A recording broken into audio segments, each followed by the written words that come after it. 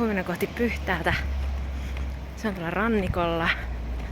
Sinne ajelee joku 4 tuntia ehkä. Voi olla, että enemmänkin oli.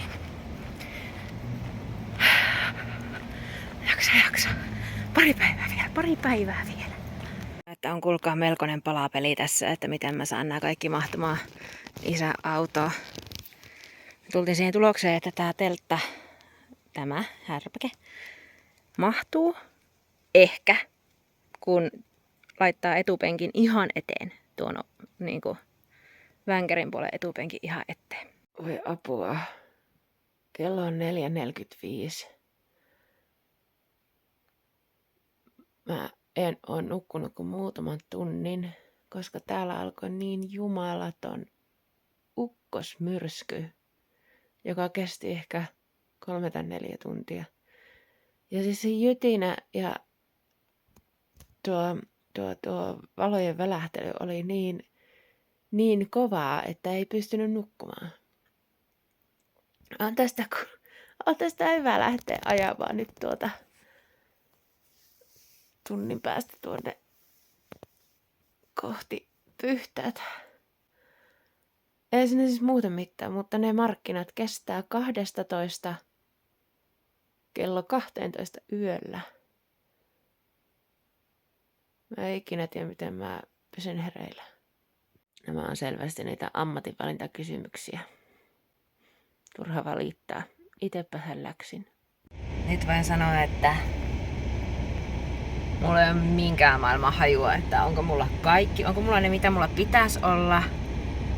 Nyt on kyllä niin, miten se sanotaan, soitellen sotaan lähössä. On mulla vaihtorahat ja mulla on maksupäätä ja mulla on ainakin jotain tuotteita tuolla ja toivottavasti siellä on myös kaikki teltaosat ja sitten mun nukkumateltaosat ja mä voin aina nukkua autossa, jos ei oo niitä. No niin, kohti Pyhtäätä. Mä ajattelin vähän nyt tehdä tämmösen pienen yhteenkertauksen siitä, että tästä niinku kuluneesta kesästä. 3 kuukautta meni tuolla Torikujalla toisaalta todella hitaasti ja toisaalta älyttömän nopeasti.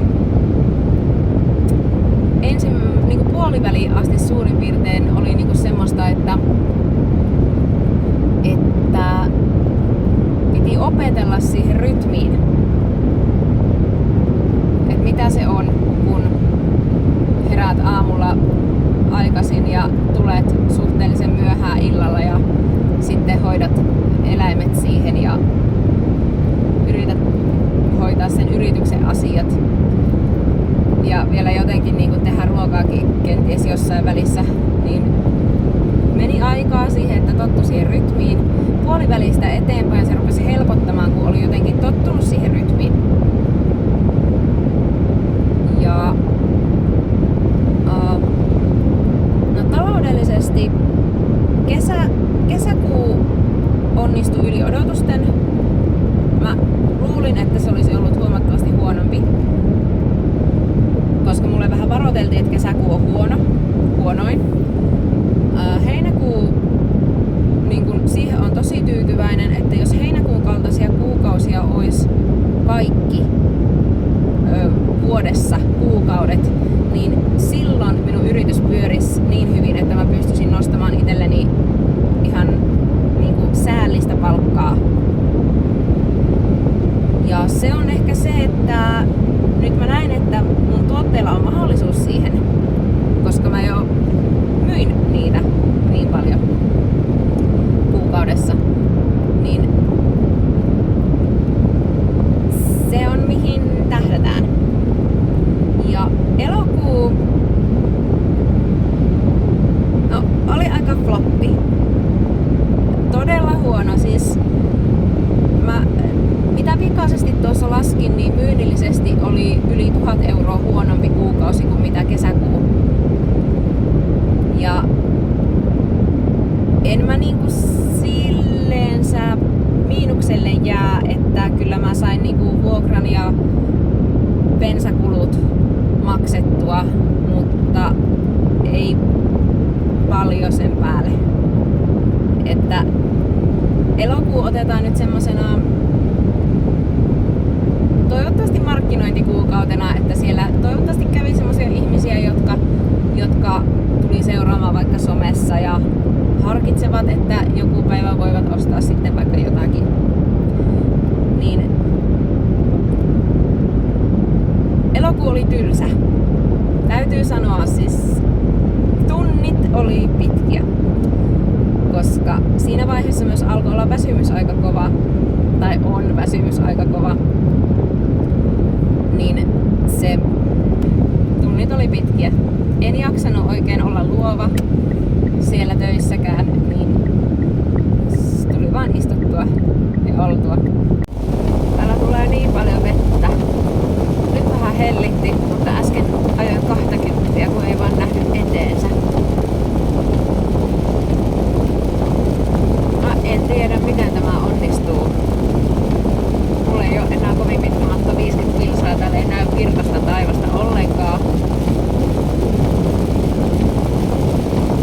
Mä en tiedä, miten mä saan mun teltan kassaan ja ilman, että mun tavarat on ihan litimärkinä ja se ei oikein ole hyvä juttu, koska mulla on niin paljon semmoista, joka ei saa kastua. Siis mitähän tietä tämä navi minua taas ohjailee. Tää on tämmöstä serpentiinimutkatietä. Käynyt jonnekin aivan niinku keskelle ei mitään. Siis what is this? Minä laitoin, että nopein reitti. Minusta tuntuu, että ei oo. Toivottavasti mä sentään niinku ei tule metsäautotieksi missään vaiheessa tämän tien. Ei siinä siis muuten tähän olisi, tää on aivan ihastuttavaa tämmöistä maaseutua täällä, mutta mulla on vähän hoppu. Kieltämättä on vähän hoppu. Niin hilkkari. Se tie oli sentään äsken se 90 mutkatie, niin se oli sentään asfalttia. Nyt meidät ohjattiin tällaiselle hiekkatielle, jossa jatkuu nämä 90 mutkat. Tänne vaan käännyttiin ja sitten vaan lukee, että jatkat tiellä 22 kilometriä. Sitten joo, jatka. Missä Jumala on, kun lauma polkee laudalla. I can show you the world, shining, shimmering, splendid. Satu ajaa ruskealla autollaan uaa, ruskealla autollaan teuvo. Ota meidät kyytiin, virta minne veneen vie, mutkan takaa käynyt tie, ja katson taas virta minne veneen vie. Jas, jas, jas. Can you feel the love tonight? No. Everybody was kung fu fighting. It's the final countdown. Shit. Tössy. Se oli tössy. Kipua. Pelkää en, siedän sitä, tiedän sen. Mutta kun katsot mua, mä olen tyttö hiljaa. Auringon kukkia, siellä lukee ole hyvä. Hiljainen. Osan sanoa 10 kielellä kiitos. Osaan hyvää uutta vuotta toivottaa. Kiitos.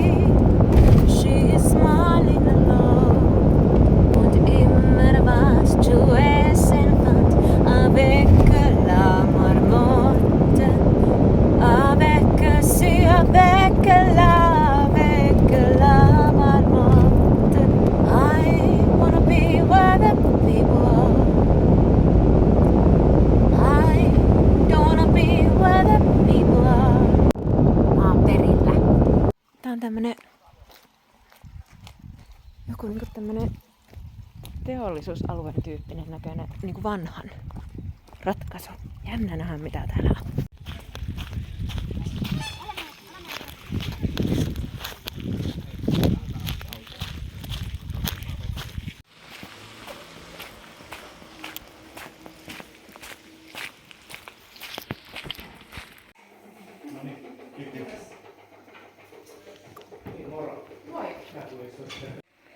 Katsokaa minkälaiset portaat. On muuten aika hieno paikka tämä. Pitää ehkä käydä vähän tutkimassa. Mennään mun telttaan. Täällä se on. Mä en tiedä saako se olla tässä kohdassa, kun ei kukaan neuvonut mulle, niin minä pystyn sen sitten niinku mihinkä haluan. Nyt tää pitää siis nostaa ylemmäs. Ja saada kaikki nämä mahtumaan sinne. On pakko tehdä niin, että mä laitan nuo pöydät tonne sisäpuolelle. Se on kyllä tosi hankalaa ihmisille, mutta siis pakko katsoa vähän sadetutkaa, että jos täällä rupeaa kunnolla sataamaan, niin ei siitä tule mitään, jos ne on tänne ulospäin. Nyt se alkaa sataamaan ja mä en todellakaan tiedä, miten mä mahun näiden kanssa tänne. Koska tästä tulee heti niinku pienempi, koska aikaisemmin toi kulma on niinku ulospäin. Ja mä saan koko kulman täydeltä tuotteita. Mut nyt kun se niinku, en mä pysty ihan tonne perälle laittamaan mitään. 5:12 pitäisi olla valmista, ei oo. Mutta tästä tulee törkeen hieno. Sitten kun mä saan tämän valmiiksi. Noita metsän teltta. Pikkusen on semmonen ahdas soppi tämä, mutta ei se mitään, kunhan on sateelta suojassa. Yllättävän paljon mä sain tähän kuulkaa mahtumaan näin päin. Itse asiassa varmaan enemmän kuin toisinpäin koskaan.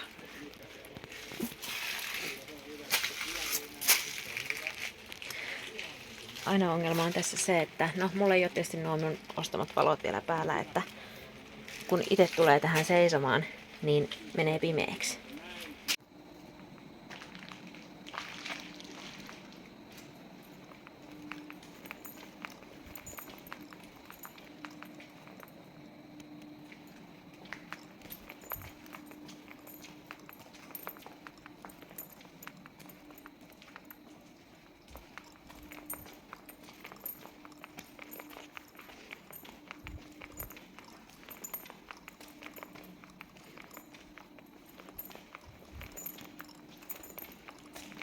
Ihan mahtava paikka.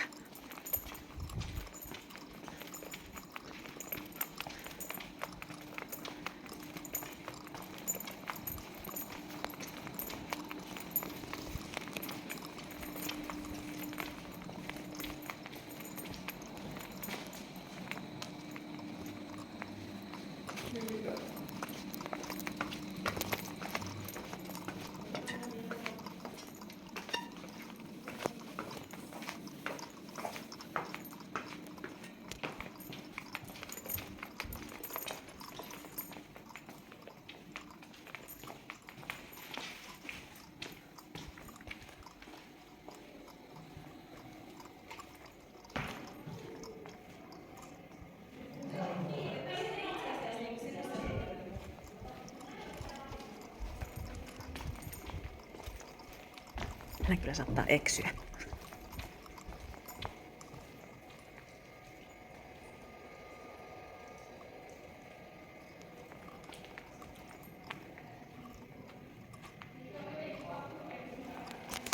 Ja hakemassa teltta ja makkupussi ja makkualusten.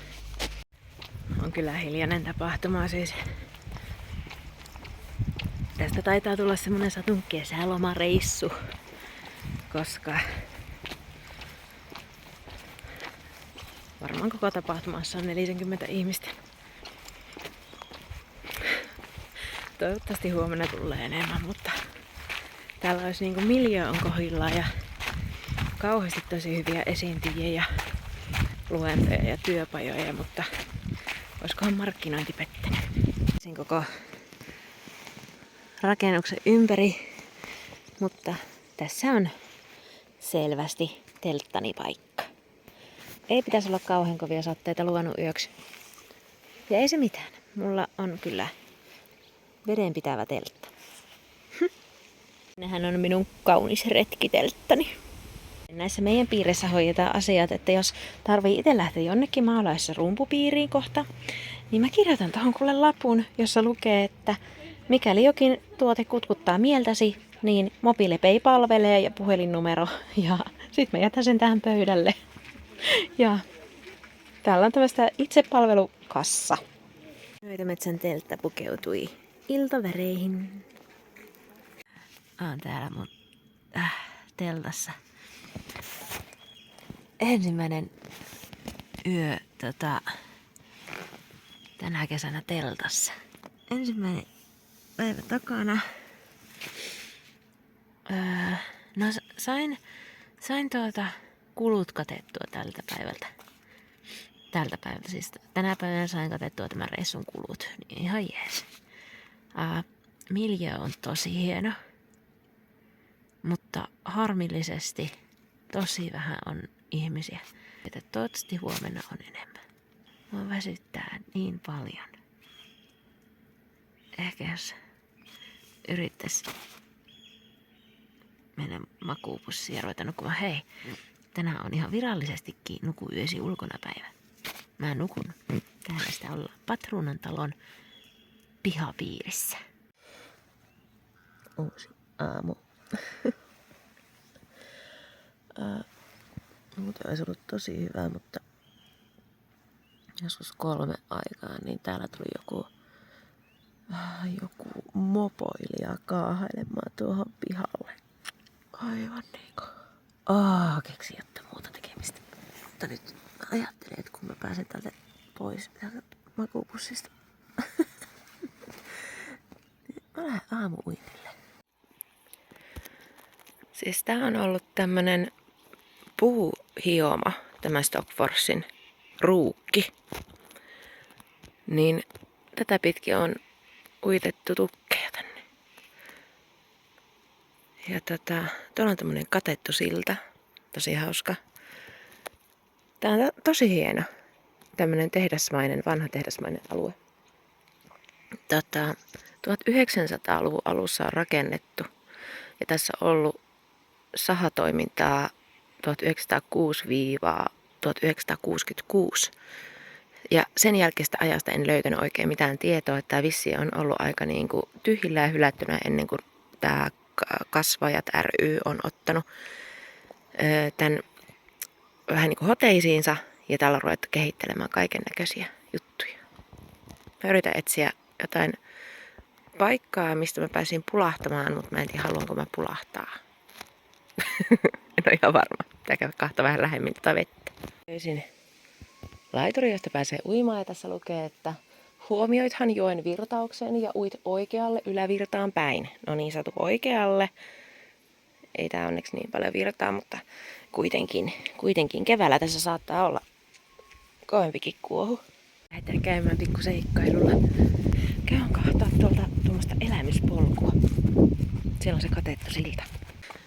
Musta tuntuu, että mua on nyt viime aikoina johdettu tämmöisiin erilaisiin ja niin kuin mahtaviin paikkoihin. Että tämäkin on ihan niin kuin jostain toisesta maailmasta tämä alue täällä. Niin jotain näillä elämyspaikoilla mulle nyt on sanottavaa.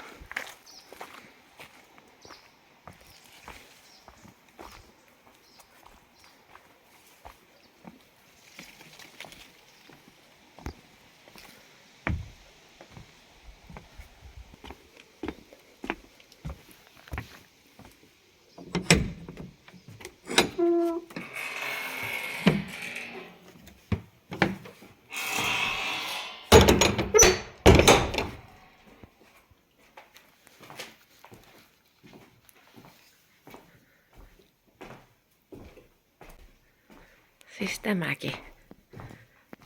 Tämmönen vaan katettu silta täällä. Aika hieno. Vaikka mä en niin kuin normaalisti tykkää tämmöisestä hirveästi tämmöisestä teollisesta niin kuin miljööstä, niin onhan täällä nyt aika hieno. En tiedä, jatkuuko tää polku tänne vai onko se tarkoitus vaan päättää tähän. Tää käydä kysymässä. Mut siis oikeesti. Niin tää on jotain tosi erilaista täällä. Ja tuolla se kellarikin, minkä näköinen se oikeesti niin kuin oli, niin vitsi. Kävin ostamassa itselleni parantajan salvaa tuolta tämmösen niinku, mikä tämä nyt? Tuliaisen kävin ostamassa itselleni. Tämäkin satun telttaa on nimittäin semmosia puuskatuulia, että miten käypi. Onneksi ei tuule täältä eestä päin. Mulla on joka nurkalla nyt 20 litraa vettä. Niin katsotaan riittääkö. Ja sitten ne on vielä niin kuin tuo teltan runko on laitettu semmosilla vähän niinku telttakeppisysteemeillä kiinni tonne maahan. Täällä on tämmönen lintuhoitola. Siellä on puluja. Pyhtään lintuhoitola. Jos mä käsitin oikein, niin tää toimii tällä hetkellä täysin lahjoitusten kautta. Että tähän ei niinku semmosia tukia oikein juuri saa.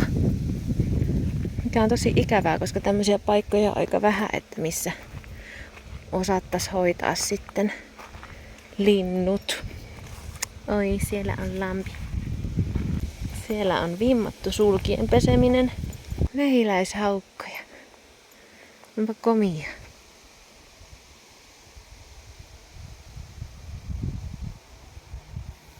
Onkohan sillä vähän siipi mennyt? No hei. Näetpä hieno sinä. Täällä on joutsenia ja hanhia ja vaikka mitä. Niin done. Mun kesäloma alkoi. Mä oon niin loppu. Ynnäystä tästä tapahtumasta. Mä yritän, vaikka mun aivot on aivan niinku scrambled eggs. Mutta tosi vähän oli ihmisiä. Mä luulen, että markkinointi ei ollut tavoittanut niitä potentiaalisia ihmisiä, ketä tuolla olisi voinut olla. Mutta sitten se oli ehkä se ainoa huono puoli, koska tosi mukavia ihmisiä oli. Tosi niin kun, just näissä piireissä, kun siihen mahtuu niin laidasta laitaa ja musta se on ihan mahtavaa, kun eka sä saatat jutella vaikka säästä ja sen jälkeen seuraavan ihmisen kanssa saatat jutella henkioppaista tai ihan niinku mistä tahansa